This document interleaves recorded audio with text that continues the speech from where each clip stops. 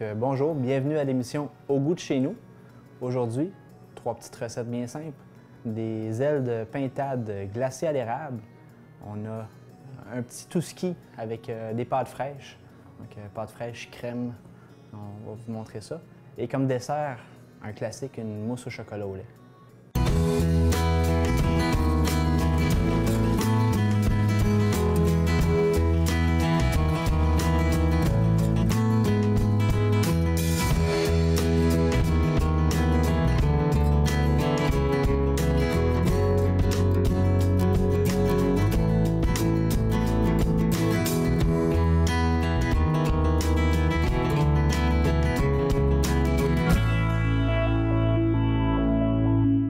Donc, on va commencer par les pâtes fraîches, vu que la pâte, il faut qu'elle se détende, qu'elle repose avant de la travailler.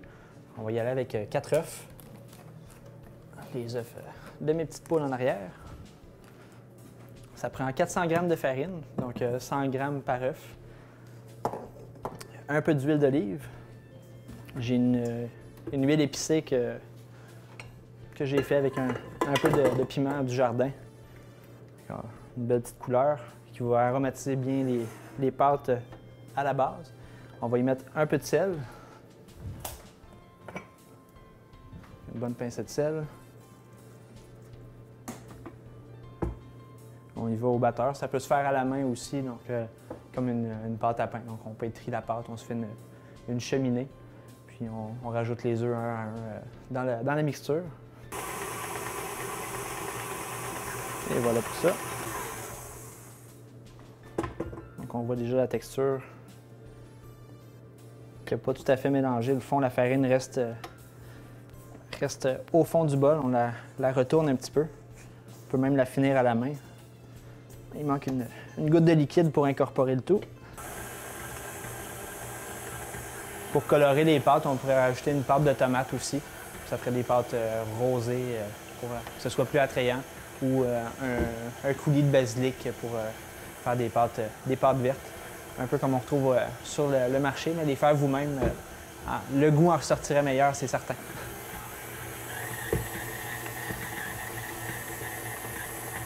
Par exemple, si on fait avec si on aromatise les pâtes, il faut faire attention de ne pas trop rajouter de liquide. Donc on enlèverait un œuf et on remplacerait par le liquide. Donc un œuf, c'est environ 50-55 ml. Ça serait à compenser pour que le résultat fonctionne bien. Donc là, on voit la pâte, elle se tient bien. Elle se tient très bien, c'est ça qu'il faut. Il ne faut pas trop la travailler non plus, sinon on n'arrivera pas à... Les pâtes ne vont pas se tenir quand on va les façonner. Donc, on fait une belle petite boule et on va la laisser reposer. Idéalement, c'est une demi-heure, 1 heure en chambre froide avec un saran wrap, un papier film par-dessus.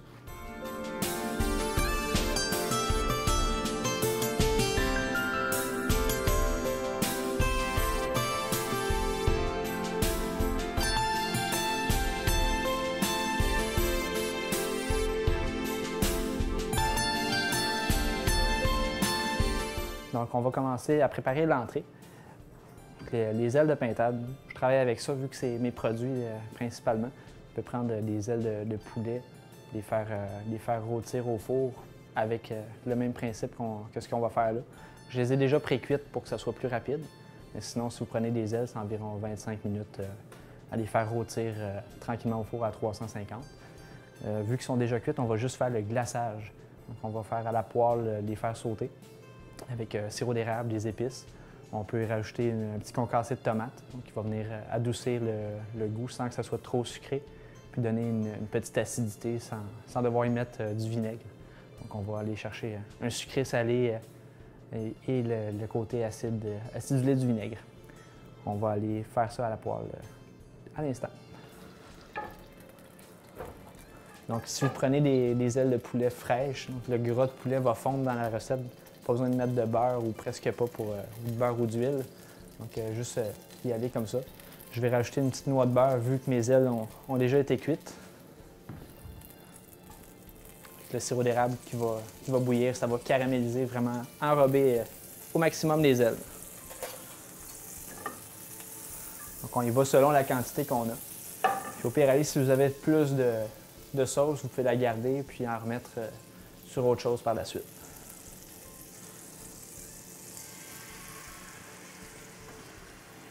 Une bonne quantité de sirop. On va le laisser bouillir. On va rajouter les épices après, une fois que le bouillon va être bien parti.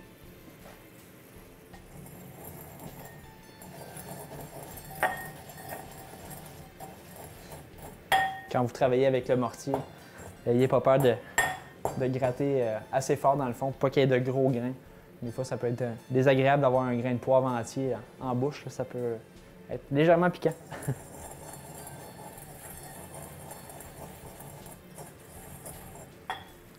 Donc là, le sirop est bien épaissi. On peut y rajouter des épices.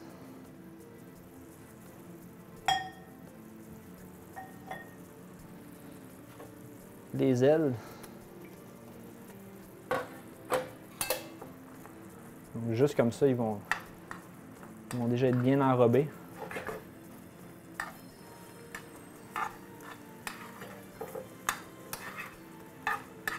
On voit que la glace tient bien sur les ailes déjà. Donc si vous faites la même chose avec des ailes de poulet fraîches, il faut juste faire bouillir le sirop quelques instants, rajouter tout et puis ensuite le finir au four tranquillement. Donc garder un œil dessus, puis de le couvrir au début. Comme ça va aider la cuisson des ailes. Ça peut être soit des ailes, des pilons de poulet souvent qu'on peut retrouver au supermarché ou chez un petit producteur que vous connaissez bien. Je vais y rajouter un petit concassé de tomates. Donc en fait, une bruschetta. Donc la bruschetta a déjà de l'ail, des oignons verts, un petit côté huileux.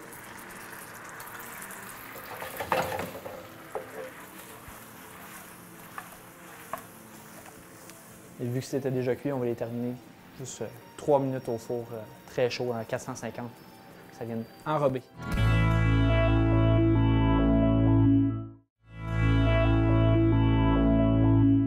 Donc on va faire la sauce pour les pâtes. On va la préparer d'avance.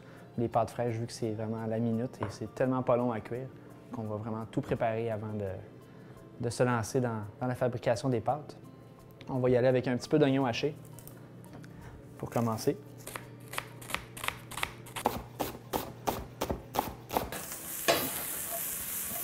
Donc on voit bien les oignons qui sont devenus translucides. Bien parti. On y rajoute les champignons. Vous pouvez prendre les champignons que vous voulez. J'ai des champignons traditionnels, champignons blancs sous la main. Des portobello, ça ferait des belles grandes tranches qui seraient faciles à disposer sur l'assiette, faire le montage. Donc, on va avec ce qu'on a dans le frigo. On va couper la viande. C'est vraiment pas long vu que la viande est déjà cuite. Des petites lanières. Donc on ne veut pas que les oignons soient colorés trop, sinon ça va paraître dans la sauce qui va être blanche. On va y aller tout de suite avec la viande.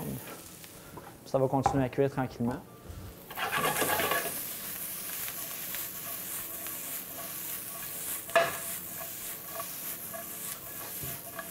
Pas obligé de faire comme ça. Vous pouvez prendre une cuillère, une spatule.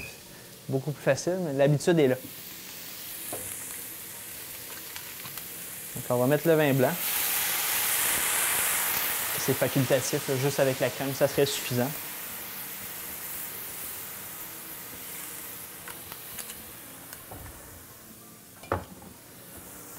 On va laisser réduire le vin blanc un petit peu. On va y ajouter la crème par la suite. Donc on peut ajouter un peu de nos herbes préférées ou ce qu'on a sous la main. Un petit peu de basilic, ça serait très bon, mais j'en ai plus. On va y aller avec une bonne branche de thym. Tiens, avec le romarin aussi. Dans cette recette-là, on pourrait mettre un peu de parmesan. Je vais y aller avec autre chose, faire un petit peu différent. J'ai du fromage bleu. Donc on va l'émietter avec le vin blanc, il va fondre. Ça va rajouter une petite touche de plus. beaucoup plus goûteux que le parmesan qu'on retrouve en général. Sans que ça goûte trop non plus pour les personnes qui ont peur de travailler avec le fromage bleu. Dans une sauce, c'est délicieux.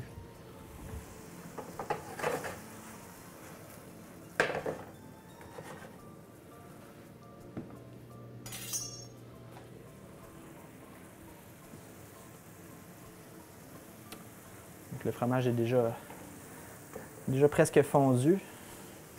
Le vin blanc est bien réduit. Si vous avez un peu de bouillon de volaille, on pourrait en mettre à ce moment-là, le faire réduire un peu avant de rajouter la crème. Donc encore une fois, c'est vraiment avec ce qu'il y a dans le frigo. Un petit amalgame. On va laisser mijoter ça.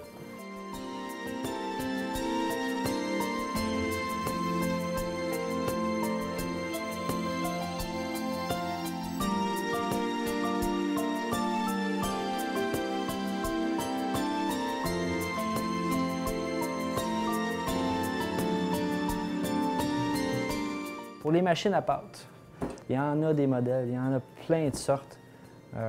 Si vous avez une petite quincaillerie, des fois, ils ont ça. C'est niaiseux à dire, mais des petites choses manuelles comme ça qui vont très bien. Donc, on a l'épaisseur qu'on peut ajuster sur la machine. Donc, on commence avec une pâte qui est plus épaisse. On la met ici tranquillement. Puis, on a des adapteurs qu'on peut mettre pour faire des pâtes linguini, spaghetti. Plein de choses différentes qu'on peut faire avec. C'est plus long à la manivelle.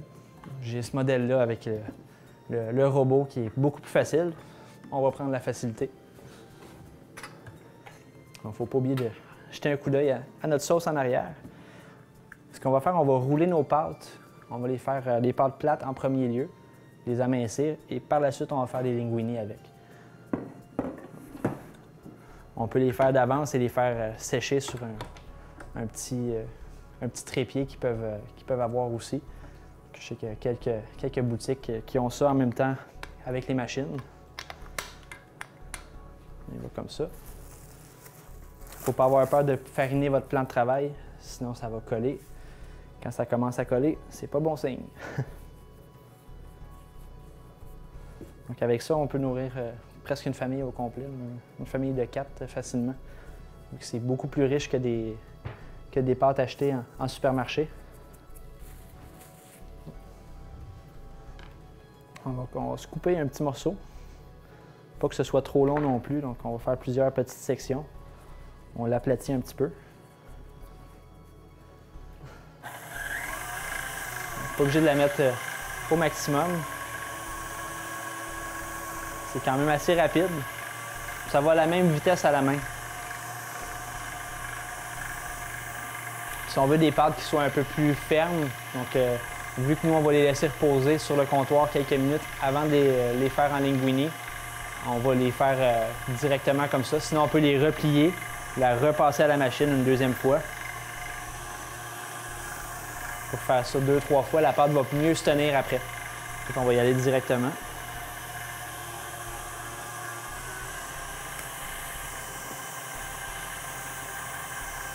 Cette machine-là, c'est bien important de jamais la laver à l'eau. C'est juste un petit coup de linge dessus pour enlever l'excédent de farine. S'il y a de l'eau qui reste dedans, ça va complètement gâcher votre pâte. Et après ça, ça ne se nettoie pas à l'intérieur. On ne peut pas démonter les côtés pour enlever la pâte qui risque de coller. Okay, voilà, on a des belles longueurs. On peut les couper la longueur qu'on veut. Ça évite d'avoir des pâtes qui sont très longues et puis qu'on n'arrive pas à mettre dans notre bouche. On va se les couper tout de suite. Donc en les coupant tout de suite, la pâte va rétrécir.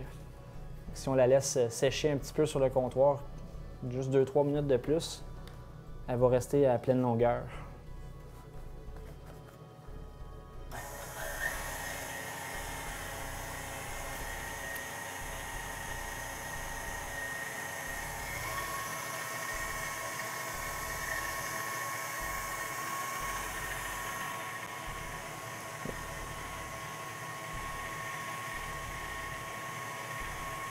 Donc on voit bien, c'est vite fait.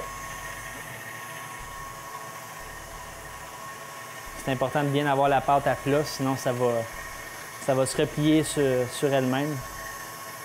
Et là, on va avoir une boule de pâte qui va sortir. Donc, bien important de saler l'eau, même pour être sûr que ce soit assez salé, de des fois goûter l'eau. Je sais à peu près la quantité qu'il faut mettre pour que ça goûte bien. On va y rajouter même une petite touche de curry. Ça va aider à colorer les pâtes encore plus et rajouter du goût.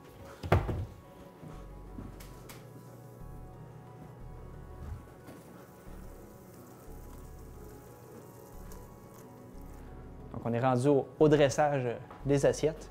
On va y aller avec les ailes tout de suite. On voit vraiment la sauce qui a bien épaissi, les tomates qui ont confite dans le sirop d'érable.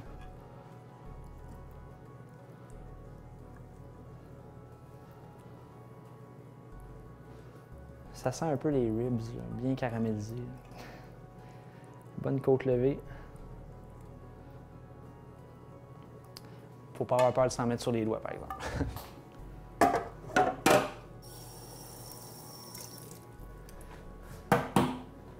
Et notre assiette de pâtes.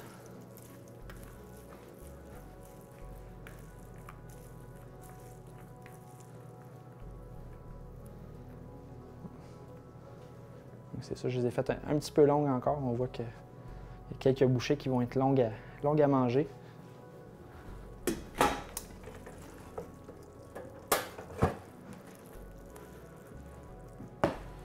On a la branche de thym et de romarin que j'ai mis. Je la gratte un petit peu. Ça vient enlever les feuilles. Ça a déjà donné son goût. On va garder juste un petit peu du feuillage à l'intérieur.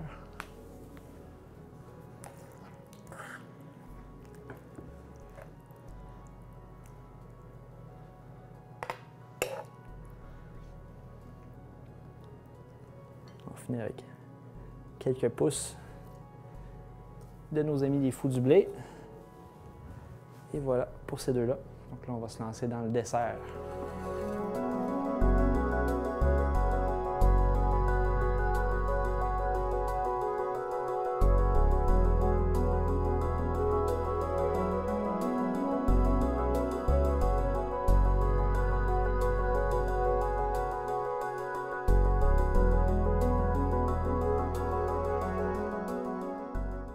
Pour le dessert, pour la mousse au chocolat, je vais lui faire un petit cœur surprise, donc avec des framboises au chocolat noir à l'intérieur. On va commencer par faire fondre le chocolat. Juste le faire fondre, pas besoin de le tempérer, pas se compliquer la vie. Il va durcir facilement. Chocolat 50, 60, 70 %, ce que vous avez sous la main.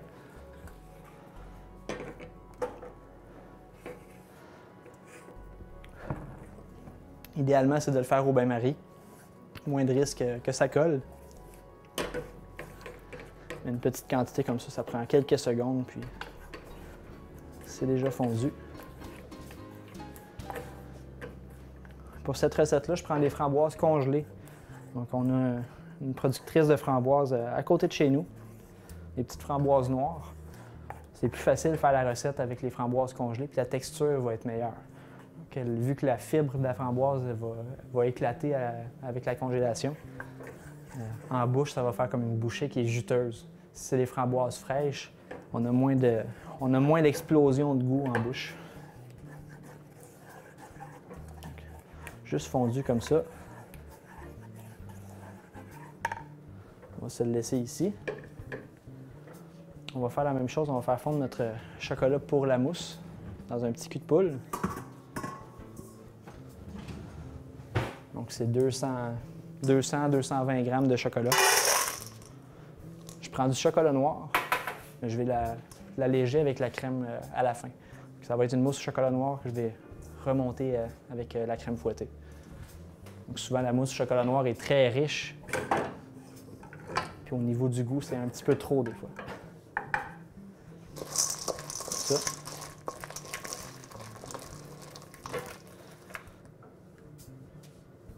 On va baisser le feu.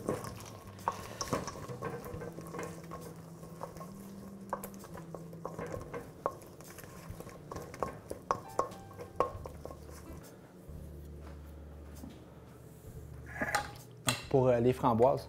Un petit papier saran wrap en dessous pour éviter que ça colle dans le plat ou dans une assiette. Les framboises. Donc, on voit les belles framboises toutes fraîches que j'ai congelées sur une grande plaque pour qu'ils évitent d'être toutes pris ensemble. C'est vraiment très simple. Comme ça. On retourne et on ressort. Le chocolat va durcir avec la framboise qui est gelée. Donc il vient se saisir, se solidifier tout de suite dessus. On va les mettre quelques minutes au frigo puis ça va être prêt. On va en avoir assez avec ça. Quand on voit le chocolat est déjà complètement fondu, on n'y a pas retouché. Il reste une petite noix de beurre qui est finie de fondre.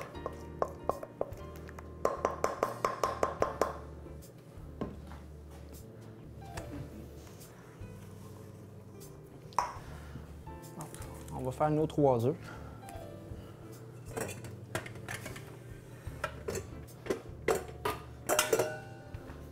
On va les séparer. Garder les blancs pour la mousse. On va mettre les jaunes dans le chocolat directement.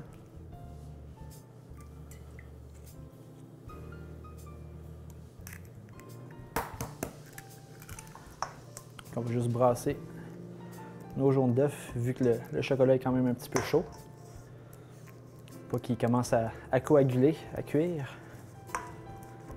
Donc on le laisse reposer. Il ne faut pas que ce soit trop froid. Si on attend trop longtemps, le chocolat va se resolidifier, puis la recette ne va pas être aussi légère.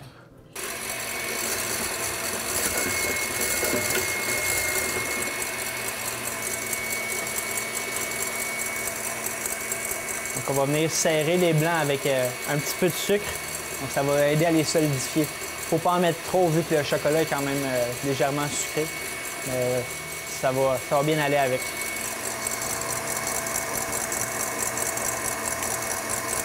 Donc on attend que les blancs soient bien fermes, mais pas à leur maximum, mais on rajoute un peu de sucre. Et voilà.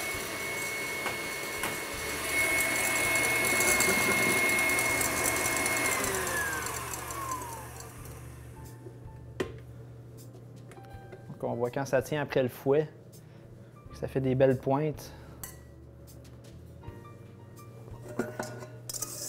Ça veut dire que c'est suffisamment mélangé. On y va directement sur le chocolat. Une cuillère.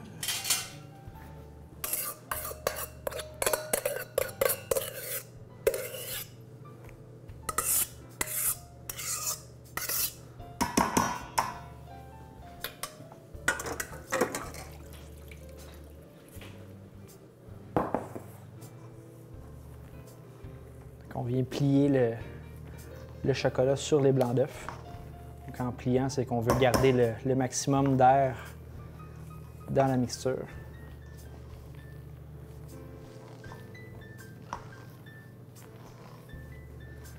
On veut que ça s'incorpore sans perdre tout. Si on brasse un peu, si on vient écraser le mix, c'est sûr que ça ne sera pas la même texture.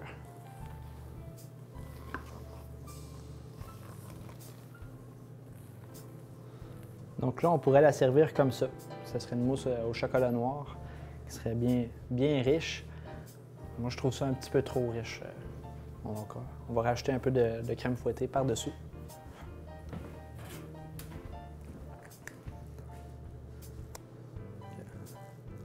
Selon la quantité, on y va au goût. On vient de terminer tranquillement. Donc, pour le dressage avec la poche à pâtisserie, on vient l'enrouler autour de la main. Donc, on met notre main en dessous, puis on retient le côté pour être sûr que la poche ne glisse pas des doigts. On peut la mettre aussi dans un plat en plastique, un plat d'1 litre. On vient déposer la poche à pâtisserie comme ça, donc c'est plus facile. Quand on est moins habitué, on travaille avec nos 2 mains. Et juste comme à l'habitude pour moi. C'est un dessert qui peut très bien se faire d'avance. On peut le faire la veille sans problème, juste à bien l'emballer pour pas qu'il prenne les odeurs du frigo. vu que les mousses vont avoir tendance à absorber toutes les odeurs qu'il y a autour. J'y vais avec un petit fond. Juste un petit pour commencer. C'est ça. Je mets un petit peu de cacao. Ça goûte bien le chocolat. Les framboises. On voit qu'ils ont bien durci, ils sont très fermes. Je vais essayer d'en couper une. Après quelques minutes, on voit déjà on voit que la framboise est dégelée complètement, puis on voit le jus aussi. Donc en bouche, c'est vraiment une explosion. Comme ça.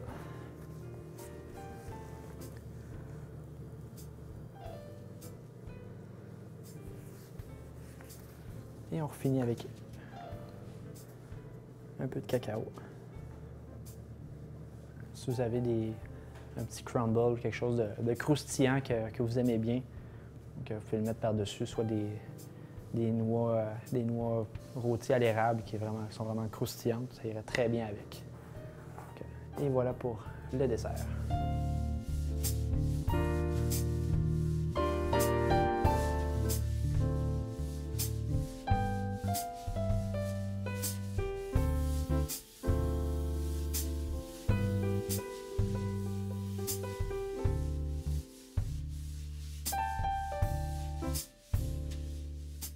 Pour les recettes qu'on a fait aujourd'hui, les ailes de pintade glacées à l'érable avec un concassé de tomates.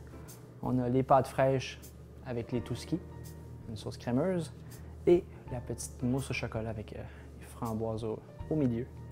Et mon petit chef Olivier. Tu dis-tu bonjour? Non? Tu fais ton gêné? Mon petit garçon Olivier qui me donne un petit coup de main à l'occasion. Donc, sur ce, bonne journée et bon appétit!